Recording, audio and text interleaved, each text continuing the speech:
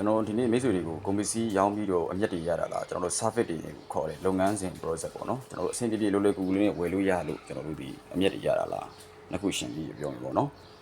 ကျွန်တော်တို့ဒီပစ္စည်းကကျွန်တော်တို့ဒီအကဘာဒီ mock company စစ်စစ်ကြီးကနေအိန္ဒိယနိုင်ငံမှာတင်သွင်းတော့တကယ်အမှန်ကန်အနေနဲ့ကျွန်တော်တို့ Deki Super Flower မှာသူ့လိုမျိုးပုံစံတူမြန်မာပြည်တွင်းမှာလည်းထုတ်တာလည်းရှိတယ်ကဲဒါဆိုပြောကြအောင်ဒီအိန္ဒိယပစ္စည်းဒီလက်ရှိရကဲ company ကြီးလို့လည်းခေါ်တယ်ဒီကုန်ပစ္စည်းဟာအစိတ်ခွက်ထဲမှာအလွယ်တကူဝယ်လို့ရသလားမိမိရဲ့အိမ်ပတ်ဝန်းကျင်မှာဒါမျိုးလေးကိုကျွန်တော်တကယ်အမှန်ကန်အစ်စ်တွေ့ဘူးလားဒါမျိုးလေးတွေဘာကုတ်တွေပါမယ်ဟုတ်ပြီနော်ဒါတကယ်ကိုမှလည်းကဲ company ကြီးဟာတကယ်အမှန်ကန်အစ်စ်ကြီးတွေဝယ်ဘူးသလားသုံးဘူးသလားမသုံးဘူးတဲ့လူတွေခံများဖြစ်နေမယ်ဘာကြောင့်လဲဈေးကွက်ထဲမှာအလွယ်တကူဝယ်ယူ၍မရတော့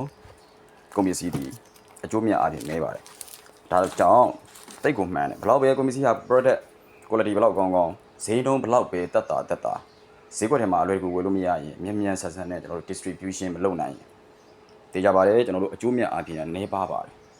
ဒီလိုပဲကျွန်တော်အခုပြောချင်တာကအကြံဉာဏ်လေးပေးခြင်းနဲ့ sharing နဲ့ပြန်လုပ်ပေးခြင်းဒီရဆိုရင်လက်ရှိကျွန်တော်ကိုယ်တိုင်ရမ်းကြိုက်တဲ့ပစ္စည်းတွေမှာပါတယ်အနက်9မျိုးလဲပါတယ်ပြင်ကျွန်တော်တို့ပုံမှန်အားဖြင့်ဝယ်ယူနေတဲ့အိမ်မှာအလွယ်တကူပေါ့နော်ဆိုင်နာပတ်ဝန်းကျင်မှာအလွယ်တကူလေးပဲကျွန်တော်သုံးကြည့်တဲ့အမွေးတိုင်းနဲ့ဒီကောင်အနက်9မျိုးဒီဆန်းတဲ့ပစ္စည်းတစ်ခုအနေနဲ့ဒီဟာတွေကျွန်တော်သုံးကြည့်တော့ဘလုံးမှစားထုတ်လို့မရတော့ဘူးဘာကြောင့်လဲဆိုတော့ဒီကုန်ပစ္စည်းဒီ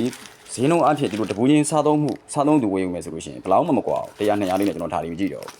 ဘူးဥပမာ400 500ပဲကွာအောင်မကြည့်တော့ဘူးကျွန်တော်ကဘာလို့မကြည့်တယ်မေးရင်အိမ်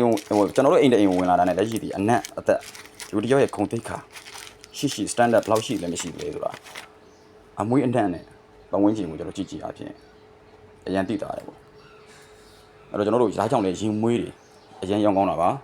ရင်မွေးတွေဘာလို့အရန်ရောင်းကောင်းလဲမေးရှင်းလေးပါပဲဈေးနှုန်းအင်မတန်မှကြီးတဲ့ကုန်ပစ္စည်းတွေဟာ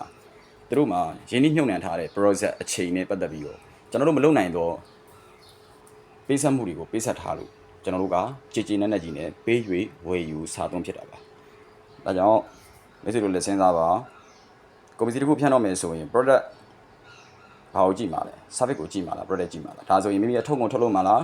service ကိုထုတ်လို့မှာလားလုပ်ငန်းစဉ်လို့ခေါ်တဲ့ system method ကိုထုတ်လို့မှာလားအဲ့သုံးခုကိုအတိအကျစဉ်းစားပါအချို့တော့ကုန်ပစ္စည်းတွေက quality ကောင်းတဲ့ဈေးနှုန်းသက်သာရယ်နော်